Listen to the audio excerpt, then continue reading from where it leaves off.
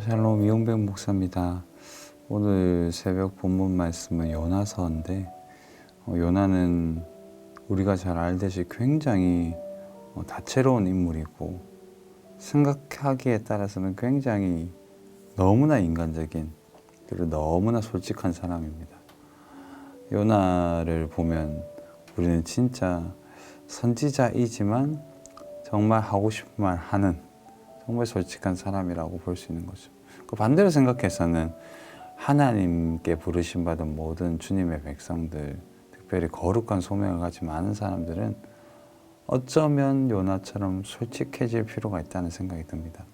요나는 말씀을 받고 그 자기가 정말 싫어하는 우리 자신의 조국의 원수이자 강력한 이방 민족, 잔인한 민족이었던 이 아수르의 니느웨에 가라고 명령을 받고 말씀을 받습니다.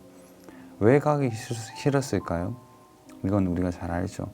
하나님이 구원하시고 그들을 회개시켜서 용서하실 거라는 것을 알고 있었던 거죠. 그래서 그것을 그는 4장 2절에 고백하죠.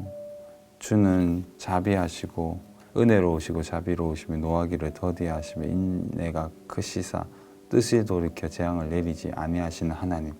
굉장히 아름다운 고백인데 그게 자기가 싫어하는 그 나라의 말씀으로 임재하시고 회복하시고 살려주시니 화가 난 거죠. 그래서 가라 하는 곳에서 저 반대 배를 타죠.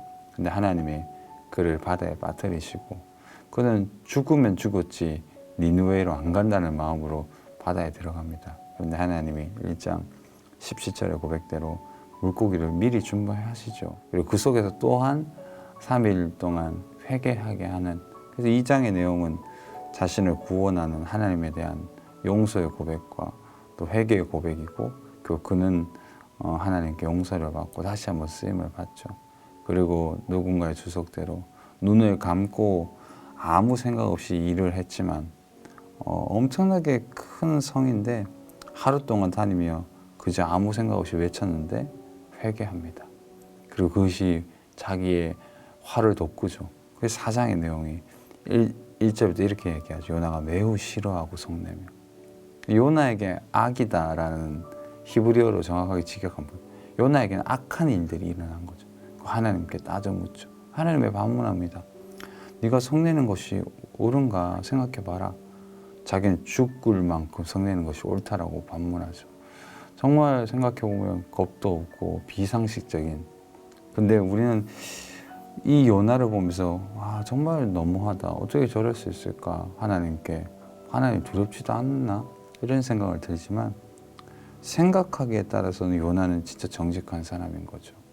우리는 정직하지 못할 때도 많잖아요. 하나님께 진짜 하고 싶은 말이 많은데도 기도할 때 하나님께 그런 말을 못하는 사람들도 있습니다.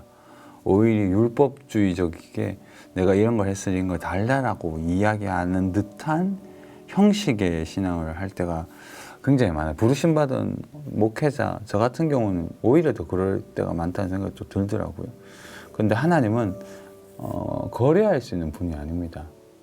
하나님은 거래할 수 있는 분이 아니라는 사실이 제일 중요하고, 그렇기 때문에 하나님은 하나님의 뜻대로 자신의 성품을 드러내고 우리가 그 하나님의 성품을 경험하기를 원하시는 거죠.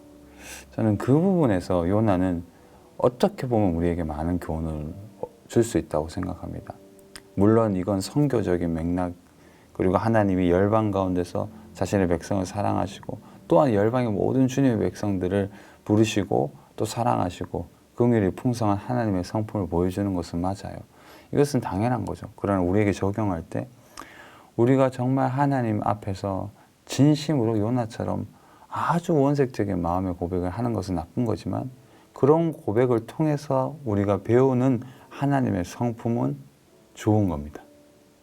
주 안에서 복된 남북의 성도 여러분, 어려움 속에 있을 때라도 그것이 때로는 하나님께 원망하고 철저히 부서진 나의 어떻게 보면 솔직한 모습을 보여주는 그 순간일지라도 만약에 그 순간을 통해서 요나처럼은 아닐지라도 그렇게 해서는 안 되죠.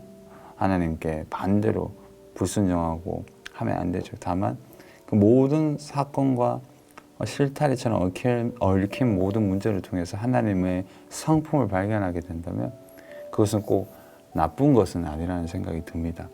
하나님을 경험하는 모든 것, 하나님께로 이끄는 모든 것은 우리에게 선이 되는 거죠.